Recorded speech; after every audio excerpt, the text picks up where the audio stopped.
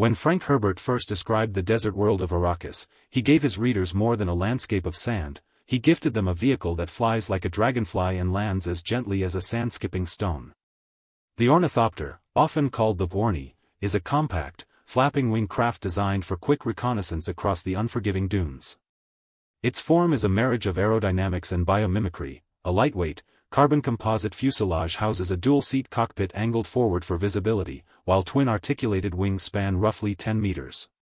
The wings are segmented, each segment anchored by a series of carbon fiber ribs and actuated by hydraulic servos that mimic the up and down motion of insects. This flapping motion reduces the thermal signature, a crucial advantage in a world where heat-detecting sandworms roam.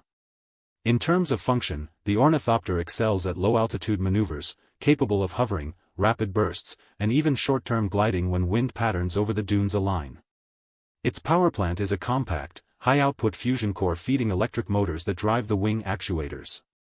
The onboard avionics include a sand-adaptive HUD, sand-resistant sensors for wind shear, and a simple, tactile control stick that lets pilots feel the wing's rhythm, creating a symbiotic bond between man and machine.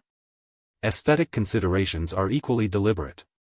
Herbert's descriptions and the subsequent visual adaptations, in the 1970s paperback illustration style of John Shaner, portray the Ornithopter as a muted, sand-colored craft, its skin coated in a matte, dust-repellent composite. The design echoes the desert's natural palette, ochre, rust, and muted bronze, softened by weathered scuff marks that tell stories of sandstorms survived.